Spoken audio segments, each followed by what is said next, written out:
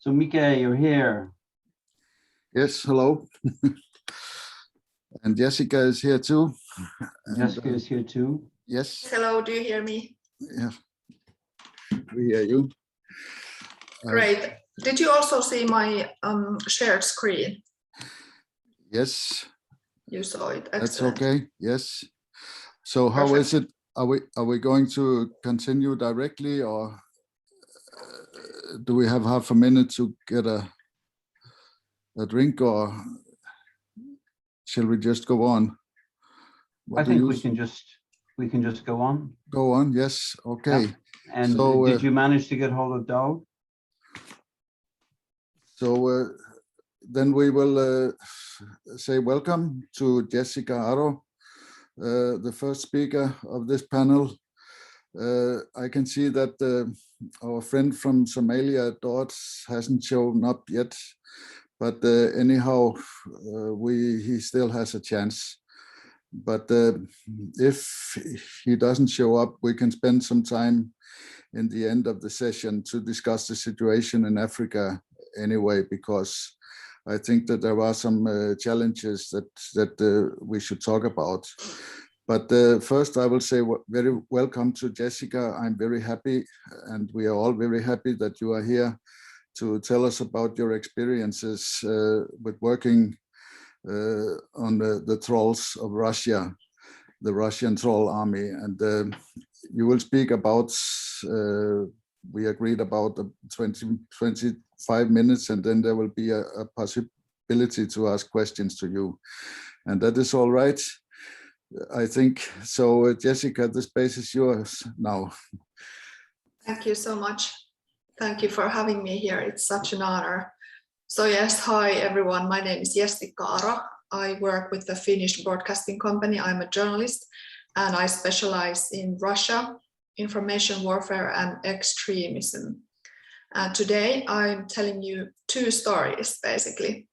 I will tell you what I found out in my investigations, which I started back in 2014 to investigate the then new, the latest phenomenon of Russian information warfare, the social media trolls. And I will also tell you how that impacted my life and still continues to do so. And I'm looking forward to your questions at the end of this session. So feel free to ask me anything. So yes, I will start from the beginning. September 2014, you might remember that there was the Russia's war against Ukraine starting and ongoing. And as a journalist, it was quite a difficult situation to even find out what's happening there, because there was so much propaganda coming from Russian side and so much distorted messages. And also I found out, thanks to super brave Russian independent journalists, that in St. Petersburg, not so far from Helsinki, where I used to live, there is a special office, so-called troll factory, whose job it is to share online disinformation and distortion, and especially build fake profiles and anonymous blogs, which then share Russia's political leadership's points of view, and also terrorize internet discussions around, for example, the theme of war in Ukraine.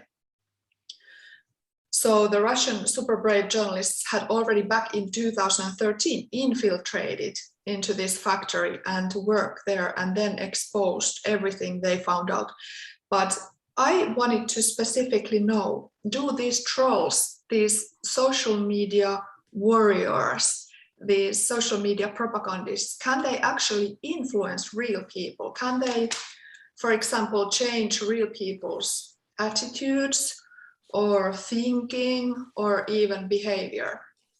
So I started a crowdsourced investigation, and I made an article in which I asked people to share their information if they had witnessed trolling activities. And I specifically asked them to send me all information and investigate this with me. And even back then, we didn't have so much of the concept of Russia troll in Finnish language. So I also encouraged people to discuss about that on social media. So then immediately my own communications devices pretty much exploded and started ringing all night, all day long. And I started to receive hateful messages and harassment from Russian language people, so Russian speaking people, and also around Russia and Kazakhstan. And I even received a phone call from Ukrainian number, and there was only the sound of a shooting gun. And I was thinking, where is this coming from? Why is this all in Russian? Like, because my article was only in Finnish. So I found that there was a string of fake news stories in Russian language published about myself in Russian fake online medias. In these articles, of which you can see screen captures here, it's claimed that in Finland, there is a project of forming an illegal database of Putin's supporters in Finland, and that I'm the one in charge of that illegal project, and that I am famous assistant of NATO, the military alliance, as well as Baltic American special services. So basically I was being framed as a foreign agent or a helper of foreign special services. And there were more problems. My contact information and my name were published at these sites.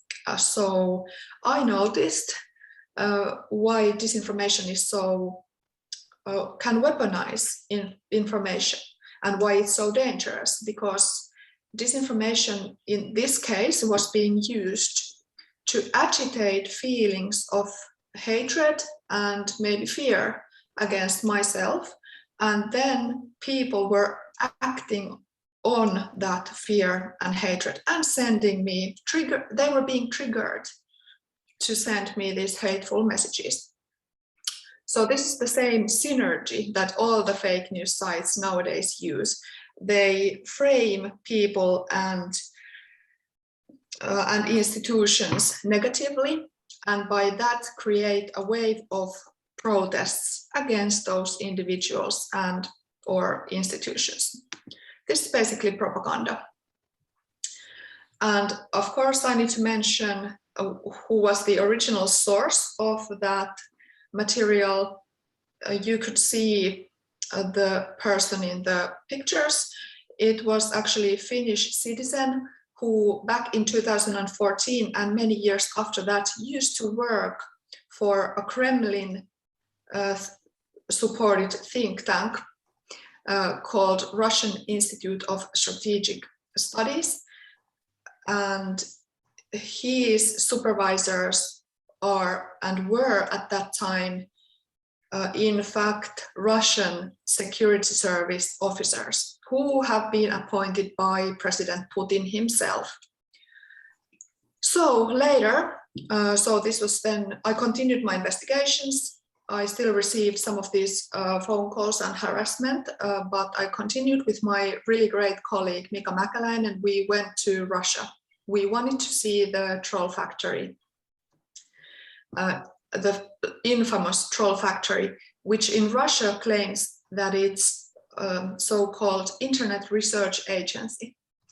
So what we did was that we found, with the help of our really expert Russian streamer friend and colleague, we found their job advertisement from Russian normal job sites. So they were not looking for trolls or propagandists or information warriors or anything like that. Instead, they were looking for example, social media managers, copywriters, and even graphic designers to work in 12-hour shifts, also during nighttime. and they were looking for people who had the ability to do search engine optimization, as well as produce material online, also in English language. So we pretended that we want the job there, and we called there to the recruitment office, and we wanted some more information. So we asked, what kind of material do you want me to produce if I come to work there? Please. And they actually said it themselves: political material and political news. So it was obvious already, this was February 2015, that the Troll Factory was already attacking international discussion forums and social media channels. So that was also the reason why they operated 24/7, because of the time difference. So we also tried to interview the people who were at this time working in the factory, but no one wanted to speak with us, like from the employer level. We only managed to get interviews with one of the bosses who managed one of the fake news sites, which is operated from this troll factory called IFAJ. And he told us that he claimed that no trolls work in his teams or in his company, that he's only doing business. And also we came across with a really stupid, probably one of the stupidest security guards, because when we were filming before the main entrance and taking photos, the security guard came out from inside and told us that we need to leave, because can't you see that this is regime izdani, so administrative building. So in Russia, administrative buildings are especially protected by presidential decree in the Russian law. And they are always places that are governmental, such as police stations or nuclear power plants, or even military bases. So it was clear that this was not a private company, which it claimed to be. So then we came back to Finland and we made stories also in English, because there was a big interest also for this story also in other languages, because it was a new phenomenon. Not so many people knew about this back then. And of course, we again became attacked. Now this time also my colleague became attacked. At this time, I actually forgot to mention that only a few days after my original article was published in September 2014, there were new social media group to Facebook being formed called Russian Troll Army. And in this Russian Troll Army, they started these professional propagandists and anonymous administrators of the group. They basically started what I saw and analyzed to be a psychological information operation conducted on social media. So basically what they did was that they created an atmosphere for hate speech and threats against me, and also other journalists and researchers who study Russia in Finland. And they would bully out and criticize away from the group anyone who tried to, for example, defend me or my work. So it was only allowed to either trash talk about me and other Finnish journalists, like Western ideals of journalists, or journalism, or then share Russian propaganda media's fake news. But other than that, there was no freedom of speech in the group. And also in the group, what they did was they collected my colleagues' email addresses, 260 of them, and sent false information about myself to them, so that I would be also marginalized in my own workplace. And they would also listen to all my presentations and all my interviews, which I gave about this topic for example, on radio, and they would start 4 chains only trashing me and my performance and how stupid I am and how I must work in cooperation with American security services, how paranoid I am, how Russophobic I am, and how there are also comments saying that my stomach should be slit open. How would I feel if I would go outside with my baby and a bomb would be dropped on top of us, and stuff like this. And none of this was cleaned. And I even asked Facebook so many times to look at this group and take some of these comments down, but Facebook never cooperated. So anyways, when we came back from the troll factory, I continued with my investigation. And another interesting social media operation was launched, this time using Facebook feature called Event. You know, this feature which allows you to invite people, for example, to birthdays or some housewarming parties or somewhere else. So this time, anonymous trolls and harassers were inviting people to protest against Yle, my employer, troll factory. And they put out disinformation, claiming, they basically accused me and my colleague and Yle, my employer, the Finnish broadcasting company, for being way out of line with our work in Russia, in St. Petersburg. And they were threatening to do the same to us, which we did to the actual troll factory. So in their world, in their twisted troll universe, they saw and still see the Russian troll factory as a proper news agency, and Yle, the Finnish broadcasting company, in their world view would be troll factory. So they threatened to come over and basically come close by to me and my colleagues, anyone who works with Yle, and that also caused some security concern. And as you can see, not so many real people showed up, but still it caused some security measures and some worries. And it was an interesting example, remembering this was February 2015, no, this was summer 2015 in Finland, but only 2 years after this happening, they found out in United States, where they were investigating the Russian interference against the US presidential election 2016, they found out that similar events and Facebook features were being used also in the United States to, for example, organize pro-Trump protests, as well as protests which would fight each other from St. Petersburg to the soil of United States. Here then also, about simultaneously, I received to my private phone number a text message from a person who claimed to be my father, who at that time had been dead for already 20 years. So he claimed to be alive, and he claimed to be watching me and monitoring me.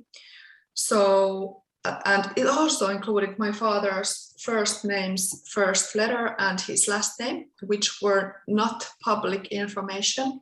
And this also showed me how brutal this harassment would get, and how there were no limits, and how also my family would not be let out to be able to push me away from my job. So anyways, I continued my investigation then, and I continued receiving so good hints and tips from Finnish audience members who were eager to investigate this new phenomenon with me. And I checked all their tips, and I also discussed with moderators of the comment sections of traditional medias, as well as, for example, the moderator and administrator of the biggest Russian language discussion board in Finland, as well as other experts. And what I found out was very worrisome, because it appeared that some Finns had already been silenced and scared by these attacker trolls. And for example, they had first been voicing out their opinion on social media, for example, about Russia's politics. And pretty soon after that, they would become smeared by anonymous trolls who would claim that they are going to kill them, or they are CIA or Russophobes. And even in some cases, for example, a really good blogger of security politics, Finnish blogger, became target of Russian Ministry of Foreign Affairs tweeting and distorting content that he originally created, and hashtags. So kind of capturing hashtags too. Also, what I found out was that some Finns had lost the idea of what is true and what is not true. For example, in the war in Ukraine, because they said that there is so much information and disinformation that you just cannot be so sure anymore. And just to name some of the troll narratives that were being shared all over in international information space, for example, that it was Ukraine that started the war in Ukraine, that it's a civil war, like that it's not a real war, that there are no Russian soldiers inside Ukrainian soil, that it was European Union's and NATO's fault, and themes like this that the Russian trolls were keeping up and promoting and spreading in, not just in tweets or social media comments, but also as memes, pictures, even videos. So, for example, first someone would post a really skillfully made propaganda video portraying Ukraine as the aggressor of the war, and then it would be spread by bots and trolls on Twitter, and in only a couple of days it would receive 2 million views on YouTube. But so also one of the most worrying results of my investigation was that some Finns were also turned into propagandists. So unfortunately, some start spreading disinformation when they first consume it themselves. This is one of the sources of disinformation, the Russian embassy social media accounts in Finland. Here, some of also YouTube filth material that has been made about me. So basically there is still on YouTube a video which actually has employed a actress to play me and portray me as some kind of NATO and pro-US troll and propagandist. And also Facebook has been used to buy visibility to these posts promoting the filth material. Here are some of the filth stories. I have been targeted to over 300 filth stories by one of these fake news sites, which still today share Finnish translated versions of Russian state propaganda stories. So this is some of their material. Here is a small list of their headlines that have been created about me.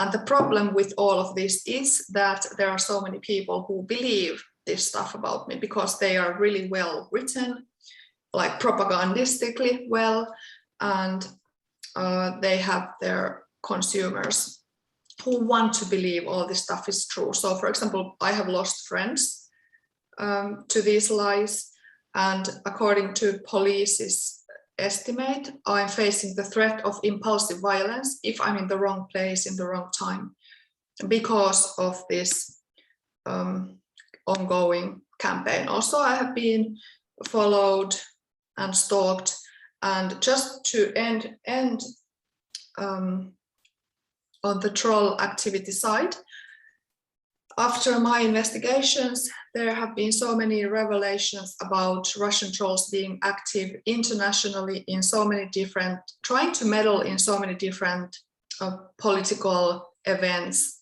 and occurrences. For example, not just the US presidential election 2016, where they promoted Trump as the president of the United States, but also they have promoted Britain's exit from the European Union. They have promoted coronavirus conspiracy theories, claiming that coronavirus doesn't exist. They have, for example, lobbied for anti-vaccination campaigns.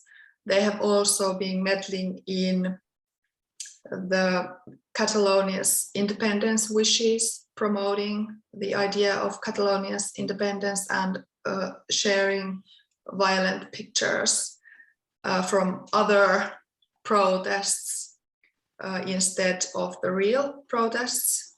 And they have also been attacking German as well as French elections. So it's a growing international problems, and still there isn't enough investigation so that we would know where else they might be attacking. But I will continue, I will stop here and will be happy to answer your questions and continue discussions. Thank you so much. Yes, thank you so much, Jessica, for this interesting speech you had. And I can assure you, I read Jessica's book, and I can assure you that she has really documented all about what she is telling us. So there is a lot of investigation behind this work. Now, if some of you want to ask something, should we do it in this way, that you make a kind of hand marking? Is that okay, Hugh? Yes, or you can put the question in the chat. There are a couple In the there chat, already. okay. Okay. So we will see.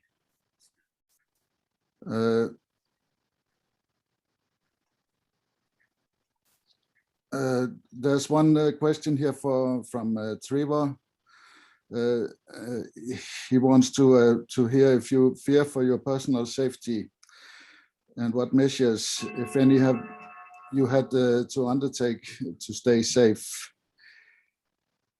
Yes, thank you so much, Trevor and Mikka. Yes, I have been really afraid for my own safety. There have been at some point, especially early in the beginning, like 2015, 2016, 2017, there was so much of these filth stories about me. For example, in some days there were like 3 stories published, which were all fake and all hate-mongering, horrible stories. And they were published on this site called What the Fuck Paper, which actually has still readers in Finland. And those readers of the paper, they were put in this really aggressive mindset, like brainwashed at this community that they were building on both online site as well as Facebook sites. So these people would then send me messages in which they would directly tell me that they would come and kill me, or that I should be raped, or they were presenting different types of fantasies, sexual fantasies about attacking me. And also then, before some of my court appearances, because I did make police complaints and I wanted to take these perpetrators to court, there were even more vicious campaigns against me. It was very mafia-like, very nightmarish, that when I tried to search for justice, then more attacks would come, and even people telling on YouTube chats how they would accidentally appear nearby me in the court hall, and I would be dropped off the stairs. So all these types of threats I have been faced with, and about these measures. I did move away from Finland for a while, for a couple of years, to be able to live a normal life and without having to be afraid that someone will physically actually attack me, and to be able to write my book. Okay, then we also have a question here from Hugh, and he's asking, aside from calling the big social media companies to account, regulatory measures will take time. What other measures can be taken to mitigate or eliminate the impact of these communications activities? Do you have some comment on that, Jessica? Yes, definitely. So from my side, it's the job of the media houses. So all this started happening to me, for example, and all this similar stuff starts happening to my colleagues around the world after they have conducted their duties for the media companies that they have happened to work with. So the media company is in fact in charge of our job security. Mm-hmm. And obviously these types of operations, I love it, by the way, how you call it, these communications activities. It's brilliant concept. So yeah, these media companies should provide us safety. And in my case, it has been really well.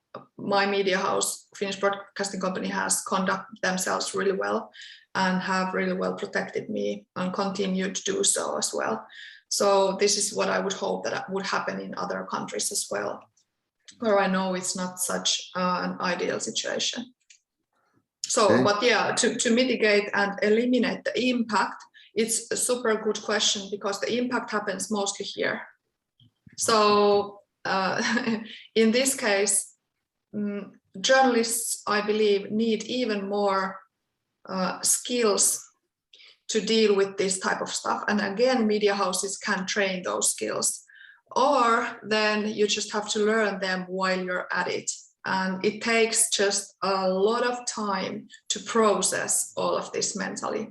But then I actually just completed a master's thesis in journalism and communication about the counter activities of journalists' harassment. And I found out that it is especially about that, whether journalists can mitigate and downplay the impact. It then shows whether they will be able to continue in their job or not. But one way of mitigating them is to continue your job, just as you would normally do. Okay, thank you. Then Mark has his hand up, and let's hear what you want to ask, Mark. Yeah, I have two questions, actually. First, I was wondering, are you sorry about your activities? Would you do it again? No, I'm not sorry. I'm so happy that I did them, because they were so useful for the community of Finland and also internationally. And I would do it again and again and so many times more. Yes. Very good. Okay. And what I was wondering, it is still going on. So there are still vacancies also in other countries. Do you think? I'm sorry, there are still what in other countries? Vacancies for copywriters, social media experts. I haven't checked in a while, but the last time I checked was that they actually moved into a bigger office in St. Petersburg. And the thing is that this one office that has been exposed, also later by the international press, really a lot, and also by Robert Mueller investigations in United States, so there are so many secret troll factories that we haven't yet found where they are at, who's operating them, because basically anyone can start a troll factory on Twitter with just like a couple of euros if they want. It's not so difficult. So it can happen anywhere. That's the biggest problem with this. And how do you recognize those vacancies? It's difficult, and that's why this whole trolling scheme is so brilliant. I think I have to give some credit to the Russian security services and other architects of information warfare who found out about this strategy and started to implement it because it's brilliant. It's difficult to expose. And even Facebook or Twitter, they can only remove the accounts or groups which they can confirm are actually directed from, for example, the Internet Research Agency, the original troll factory. They don't know, for example, if there are individual people who work as freelancers trolling for Russia. They don't know, so they cannot remove those accounts, of course. And of course, one of the researchers who I interviewed for my book, he also said really interestingly, who also had become targeted, a Swedish researcher. He told me that actually in an open society, it's okay, you can act as Russian troll if you want. It's not illegal. So we're going to have to deal with this phenomenon of troll sites and fake news, I believe. And I think the law agencies, security agencies can only help so much. Yes. Thank you very much. Thanks. Thank you. Then we have a question from Rachel. How did you know who to take to courts, and were the courts sympathetic? And a lot of the time when journalists are attacked by trolls online, we do not know who they are, so no action is possible. Also, at what point did you decide legal action was needed? Really good questions. Thank you. So I could only take to the court the people who did the most of these crimes and who were doing it with their own faces and names. Mm. So these were like the kind of seemed like the masterminds of these operations, and who were not shy to show their own personal involvement in this.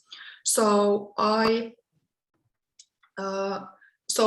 let me be really precise. In Finland, you can only ask the police to investigate, and then the police maybe investigates, and then the prosecutor maybe takes them further and prosecutes. And then you also asked about the courts being sympathetic. Well, it has changed from court to court.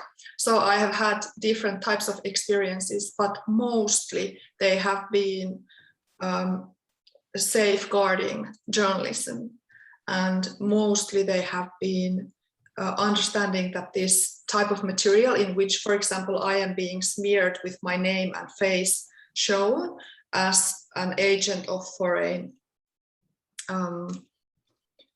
security services, or mentally ill, or drug user, or drug dealer, it's libelous according to Finnish legislation. Then what point did you decide legal action? Yeah, this was so tricky. I didn't want any of this, so I tried to avoid that decision as long as possible. But this was early 2016, when the situation had gotten so bad that I wasn't even allowed to or able to have a holiday and have a safe and sound, nice holiday without these horrible messages pouring in to my cell phone all the time, and so disgusting texts being everywhere on social media and on What the Fuck Papers comment section. So that's when I decided that this is now, I'm done with this. Yes, we also have a question here from Tamba, but I think I'm going to wait wait a little with that question and then continue to Hugh. He's asking, would you advocate for curtailing the freedoms of the internet in order to deal with these very negative aspects that have evolved? Yes, I understand this dichotomy, but I would not, no, I would not would be the answer to that. But I would, and I have approached the headquarters and leaders of social media companies, Facebook, Twitter, and Google/YouTube. And I have asked them to remove criminal or suspected criminal, libelous, harmful material from their platforms. So this shouldn't be too much from them to be asked. And also to react to user complaints about such suspected illegal stalking or threatening material, because it's just simply not okay to, for example, to receive death threats or other types of violent material. So they would have to fix that, and a lot of this would be better. But for your question, no. Okay. Then we also have a comment here from Hugh. So everyone knows the IFAJ website too is regularly bombarded by denial of service attacks by what we think are bots operating out of China. We can only surmise that it's because we are an association of journalists. If the website is slow on the weekend, you will know why. And I would like now to ask, to present the question from Tamba, saying thanks for sharing your story, Jessica. And what can we take away as a message from your experience? And here I would like to supply a little bit, because I have been thinking a lot of this relation also to agriculture journalism. And it might be that in our area, special area, we perhaps haven't noticed those challenges as much as you have in our everyday life and in our everyday stories. But when I'm starting remembering, then there might very well be some connections also to our area about agriculture, pollution, climate change, and so on, that we perhaps should be more aware of, because what you are telling us is that in fact we have to turn the conditions of making journalism upside down, because there are things here that we have no possibility to control it. In your book, you mentioned the nuclear waste in the Barents area as an example.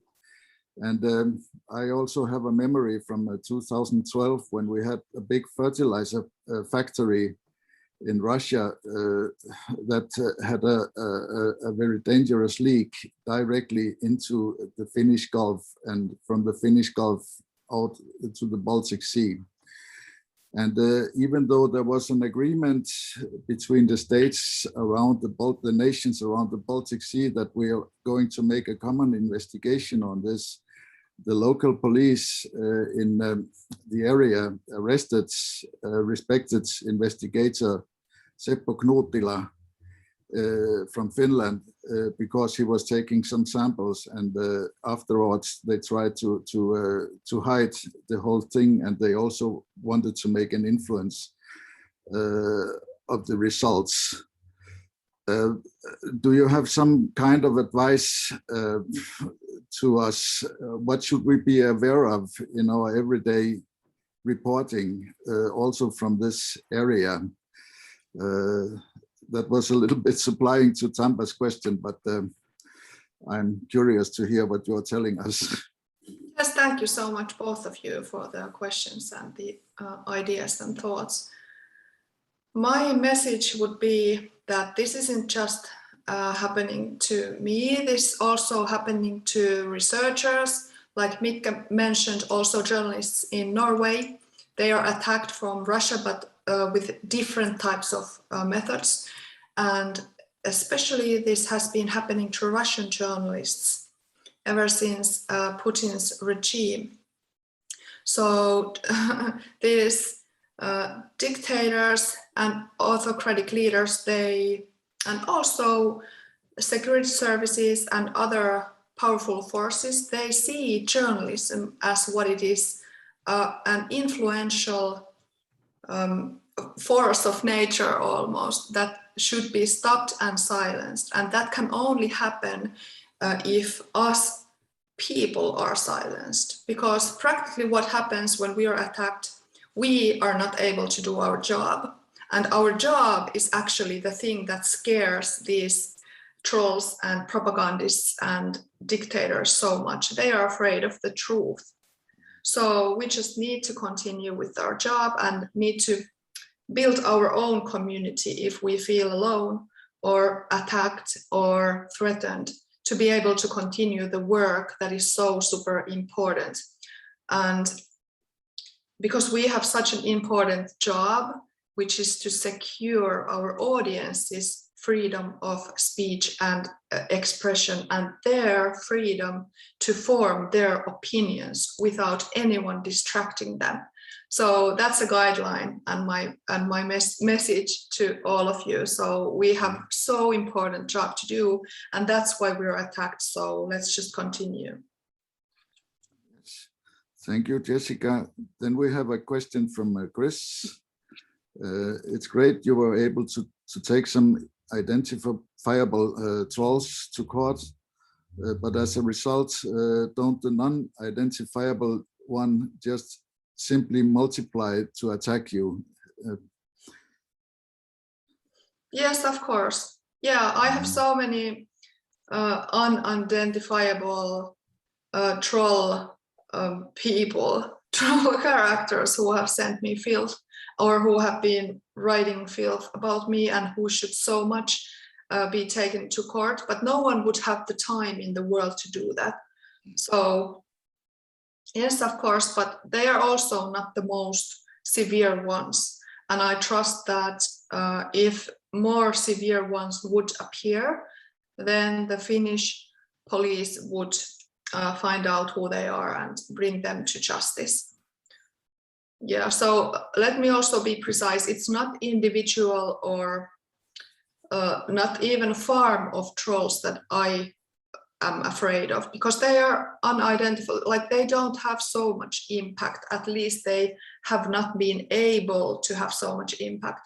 But it's these fake news architects that have real power to then mobilize trolls as well as real people, such as my own friends, against me. So that is so worrying, and also a societal phenomenon that we should really take into consideration as journalists. Yes, I think that Higgins in your book are describing fairly well how you can learn to deal with the situations, but you really need to have a thick skin, as we say in Swedish and Finnish, I think. We also have a question here from Rachel. Again, how do you protect your mental health during the attacks? Have you any advice for others who are attacked by trolls because of their reporting? And excellent question. Yes. So basically it's about attitude and the feeling of justification of my own work. So it's easier to kind of look at all these attacks and have an attitude towards them when you realize that they are only there because of your work, and you did personally nothing wrong, and you're personally the same person as you were before, and you haven't changed, and none of that has changed. And of course, then concretely, it's important to know that some of these people, they are actually getting paid to attack you. So at least my mental health is really well protected when I think that they have a really shitty job, like one of the nastiest jobs there is, and I would worry about their own mental health sometimes more than myself, because they have to do it like every day. So, but seriously, of course, there are so many ways of protecting oneself, and just one of them, have someone else hold control over your social media account so that you won't be the one reading the filth material, because if you are the one reading it first, then you're the one impacted by it. Okay. Thank you, Jessica.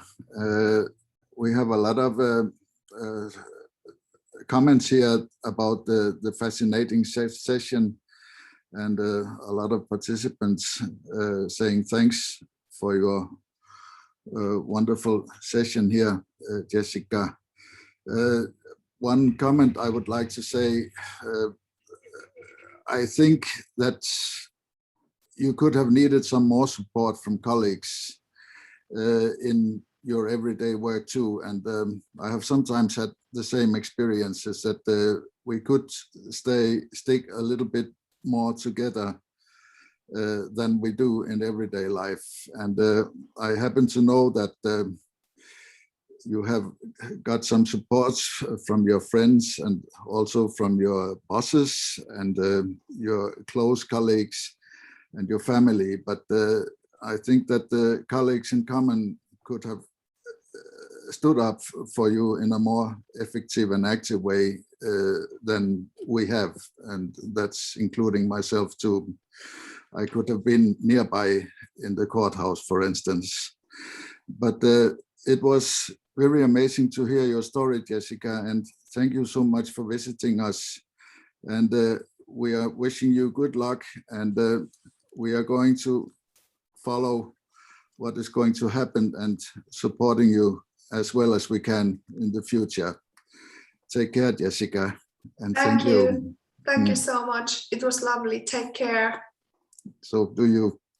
Thank you. Bye-bye. Thank you. Bye. So we're still saying thanks to Jessica, and now I would like to ask, we haven't met Dort yet, but so Mike, just to show you on the screen at the back of your program book are a link to Jessica's book. Yes, so okay, if yes. you want to read her story or be able to support her with that. And of course, Daud has been out now of communication for a week, perhaps, yes? Yes, yes. So we have some concerns, do we not, for his safety? Yes, I don't think that he is in any kind of danger. I think that Mark has a conversation with his friend Ismail at the moment, Okay. and but there are some difficulties with his connections. But it is a kind of challenge, this, when we are trying to keep up the contacts, especially in the countries where our members are threatened and where we don't have this freedom of the press. We sometimes make contacts to the members, and then after a while we'll lose them. And I'm a little bit afraid that this is related to different kind of regimes and also different kinds of controls in those countries. And that is why I would like to use this possibility to have a kind of discussion with you. What can we do about this? And I would like to hear some opinions, some suggestions, because we have also been now and then discussing this in the Committee of Freedom of the Press. how can we succeed in keeping contacts to colleagues and members who really need our help, but they are difficult to reach. Please, any opinions?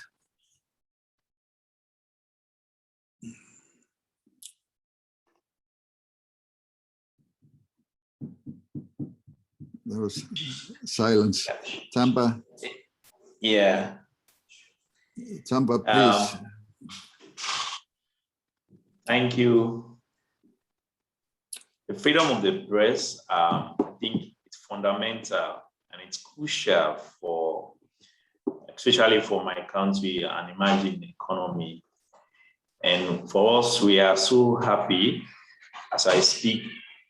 The 55-year-old law, which was called the 1965 Public Order Act, has been repealed by the government.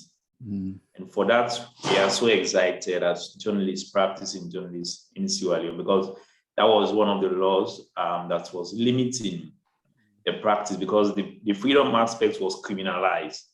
So as a journalist, in your practice, you always think that, oh, yes, you have to be careful, but when it comes to politicians, they can use that law against you, because they can take you to the police, they can also take you to the CID, that is the Criminal Investigation Department. So many journalists were incarcerated as a result of that law. So when it was repealed recently by the Sierra Leone Parliament, we were excited, because for far too long, that has been our cry. During the Freedom Day, every May 3rd, we go out to the streets to actually galvanize support from the government and other arms of government to see how they can repeal that law. So what can we do? You know, for press freedom, I will say it is a bedrock for democracy.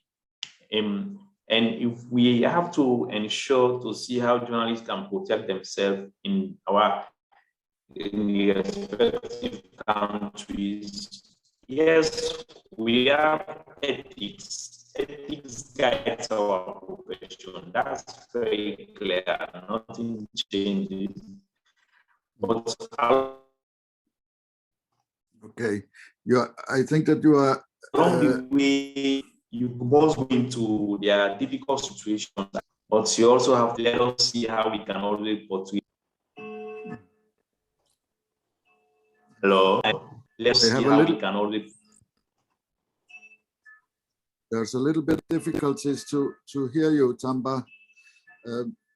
What I was going to ask you is that do you have difficulties now and then or problems when you are trying to reach colleagues or friends outside your country? But can you talk?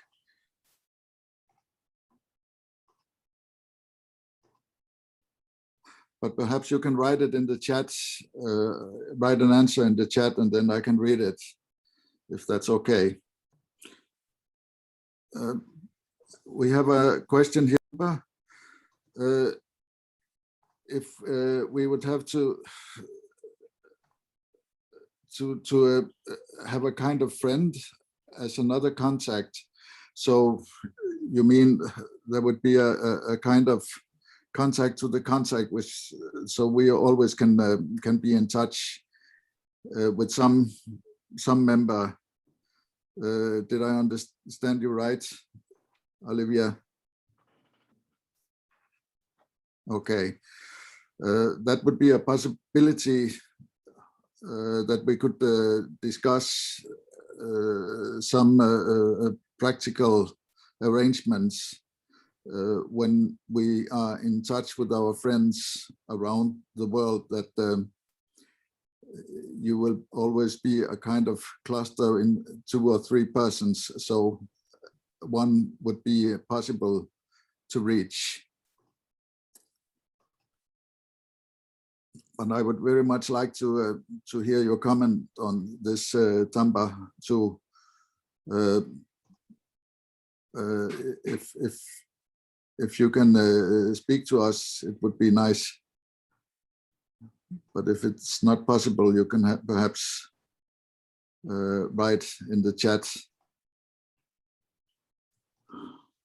And that is, of course, right, as Olivia says, that there might be fear of some reprisals, or how do you say it, reprisals. That is, of course, obvious. And I'm afraid that is also what has happened at some places. And that has been a reason why we perhaps not have reached everyone, even though we have agreed of a contacts or a kind of meeting. But then there's also colleagues who have escaped from their own country, and I already know some, not only Dort, but also a couple of others trying to make their living in Kampala. And they might not be in a danger directly, but it's very difficult to make a living there when you don't have any regular income. So that's another reason. Now we have I see from Tamba here, to develop a contact list of colleagues across the globe to also partner to work on stories. So I think that would be a good idea, that we perhaps can continue working on also after this webinar. What do you think of that, the rest of you? I think this is a very good proposal.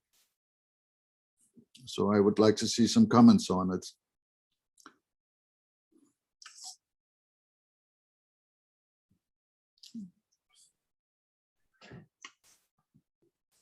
Yes. Yes. Mark, yes. I think that's a good idea. But there is also the question, what actually is press freedom? I think in different countries, they have another definition of what free press is. Yes. I was in Nigeria, for example, and there was a colleague, and he said, we have total press freedom. We can write whatever we want. But he didn't get paid very well by the newspaper he worked for. So he had to take money from companies, from politicians, and he wrote everything down they told him, and he was totally free in what he did. The chief editor didn't call him back. No. It was, everything was okay. So is that press freedom? He said, yes, that's totally free. Yes. Yes, and then I have also noticed when we are sometimes talking about this press freedom, for instance, in the mostly in the Nordic countries, it is press freedom or not press freedom. There's nothing, or freedom of speech or not freedom of speech. So there's nothing in between when we are talking about press freedom. But in other countries, it might be a kind of a continuum that, for instance, if the journalists are free to write or say or show what they want, then there is press freedom, of course, but that doesn't mean that you will have freedom of speech all over the country. So there is some distinction that I don't think that we are able to agree everybody on this topic, but it's good that we are aware of it, so that we might have, so that it might be easier to understand what our colleagues are thinking and saying. We have a comment from Hugh here. Within the IFAJ website portal, there is a discussion forum dedicated to exchanges on press freedom. And thank you for reminding, Hugh. It has been open for a while already, and of course we would be very grateful to have some comments on it, but I don't think that there are many reactions yet on that website portal. So please sign up, and we could start a thread there, and also change ideas and suggestions. So do we agree on this, or what do you think, folks? Is this okay? If some of you have any ideas or suggestions, they are very welcome. Here was from Olivia that you can find the portal, but Hugh sent you the link, so I think it's possible to find it, yes. In the beginning, I had some practical difficulties too, but I couldn't use Safari when I was logging in on this, but with Google Chrome, I succeeded. But after a little bit of trying, it's possible. Yes. Was it Mark? Who wanted yes. to comment something? Yes. Yes, I would like to thank those people. They are also in this forum today, who helped me to sponsor on my GoFundMe campaign.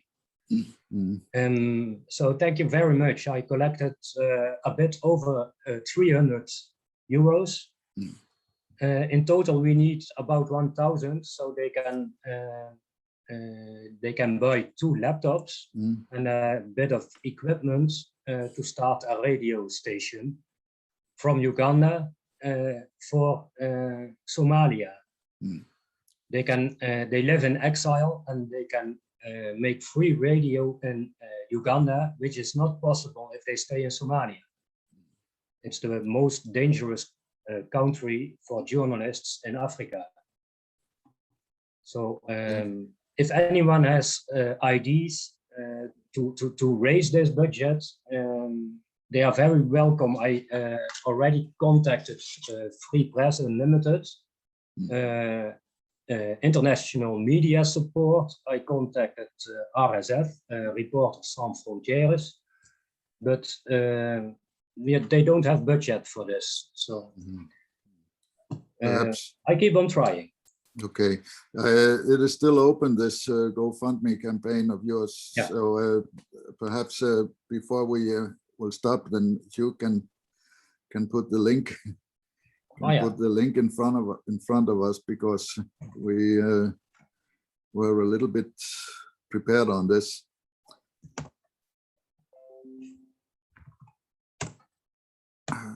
Then I should. So yes. So it was the link here below. Then I also have a comment here from Rachel. You say that you can feel lonely experiencing online attacks. If there's a potential for a private support group on the forum for journalists affected, I am not so sure, but we could found one. That would be quite possible. To be honest, I can feel I'm not very. I don't feel that I'm attacked from colleagues or from elsewhere, but sometimes I would like to have some friends to discuss journalist challenges with too. So I think it would be quite possible to found such a group if you're interested. So we can perhaps come back to that, as I think it's only a practical. It's a practical question. What do you think, Hugh? You're our technical support.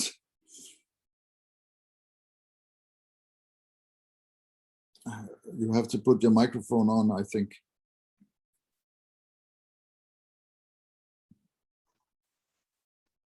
as I was saying. Yeah. Yes. Okay. This never happened to me. You believe that? Do you believe that? It certainly is a good idea. It's the kind of thing that we would have to engage with other journalist organizations, just because the level of support that even if there are volunteers to staff the lines or be available to talk to others, you still need to have a certain administrative management capacity in order to support those volunteers, and so that's a significant commitment.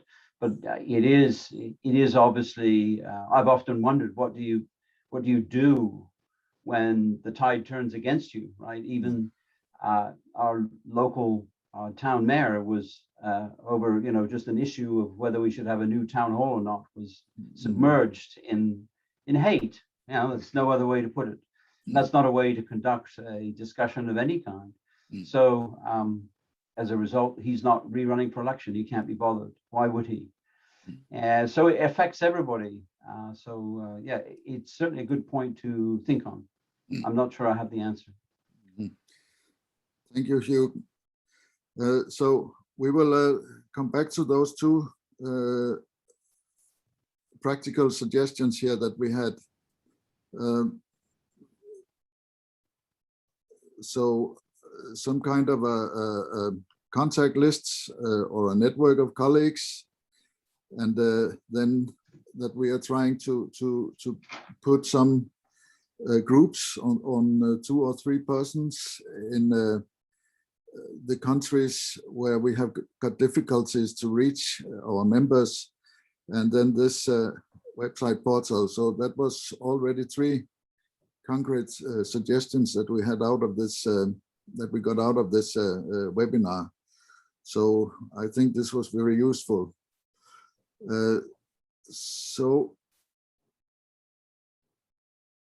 And then Myrna, of course, remind us on the IFAJ Facebook group. That is very useful, and that's a wonderful group, I think. I use it often myself to ask some questions and to make some comments, and to follow what my friends are doing. So I think this was very useful, and if it's okay, some of you have been sitting here all day. I think so. I think yes, and then I had another that was from Mark here. We have this PAAG, Pan-African Association of Agricultural Journalists. Yes, that is also a good contact to turn to in these preparations. So if this is okay for you, perhaps we are done for now. Or do some of you have something on your mind? I'm very grateful that you have been following this seminar too. You have had a long day, some of you at least, and I hope I see that there's a lot of familiar faces, and I'm looking forward to meet you in real life again. And I hope it will be soon. And some of us might meet tomorrow already. So thank you very much, and take care of you, everybody. Yes.